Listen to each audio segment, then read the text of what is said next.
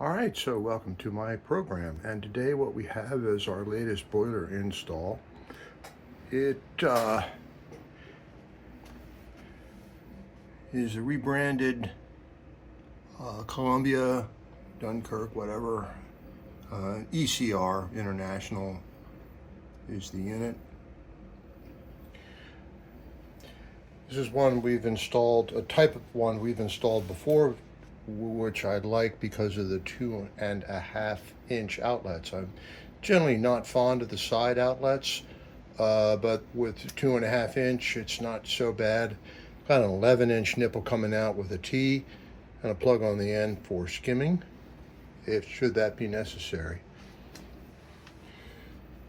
The pressure troll comes from Residio, cranked all the way up to 9 psi. So when we crank it down, a lot of times with this series, what will happen is the unit will go into non-reset, so you have to adjust the internal tab there, a little manual adjustment that I've talked about in other videos. They tried to tell me that that wasn't happening, but I believe otherwise. So we've got our T on the bottom for checking the steam siphon. This tends to get clogged or can get clogged. So by getting a T in here, you put your mouth on here and blow this out. This plug is actually what's on the bottom of the sight glass.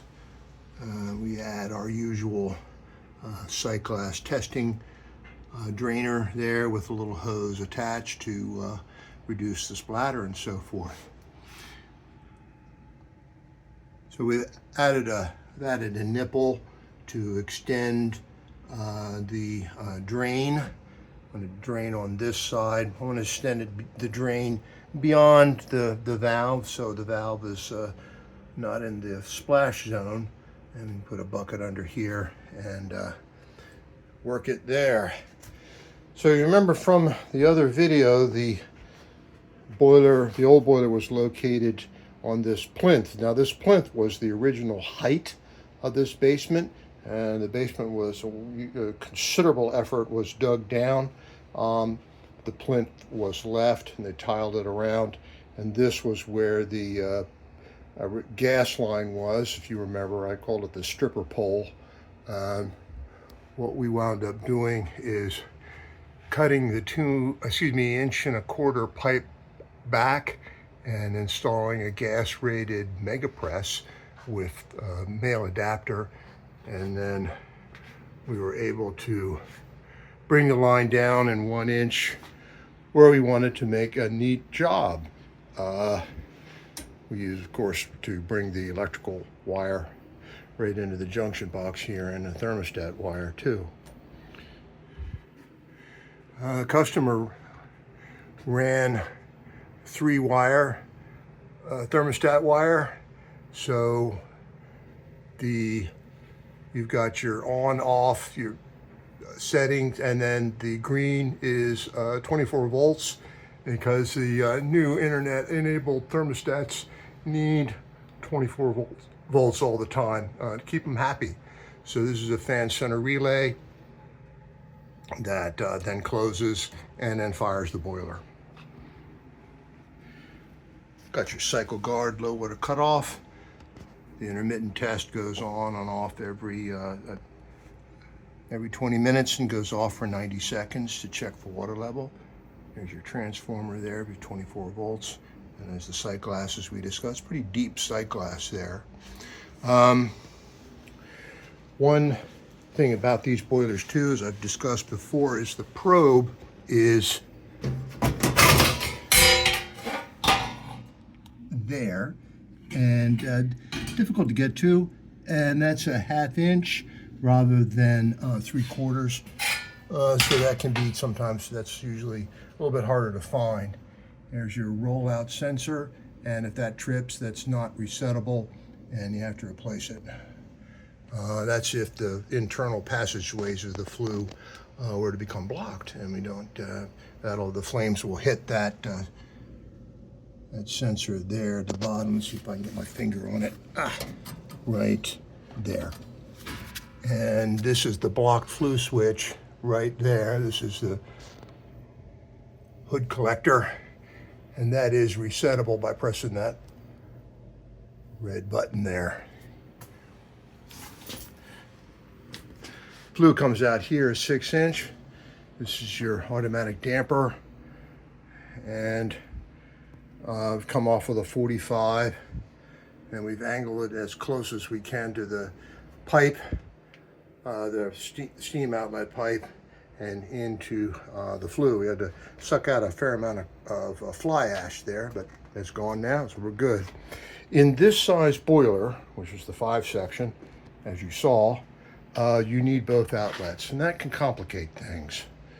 So I've got 1 2.5-inch outlet, and I've used a shoulder nipple, and we've come up 30 inches, and then did a drop header into the existing header that was here. You got 2 takeoffs on there. That's your long main,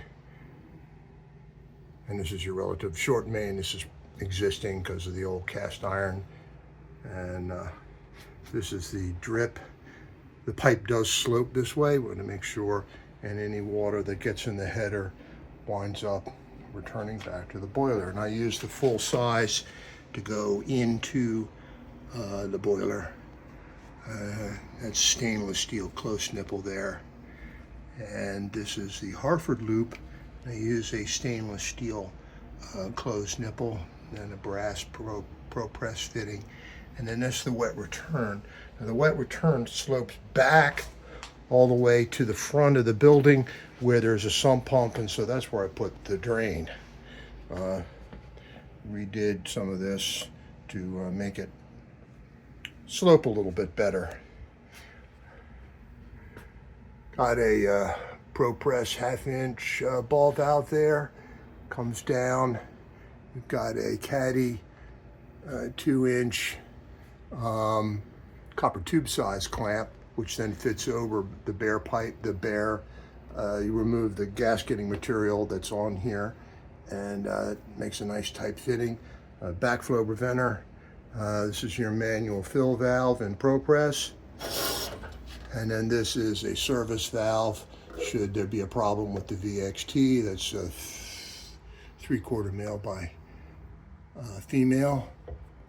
S35 valve, which I replaced. I bench tested this back in June of this year, and got that wired in and set to run a 2-minute delay, 2 gallons per feed.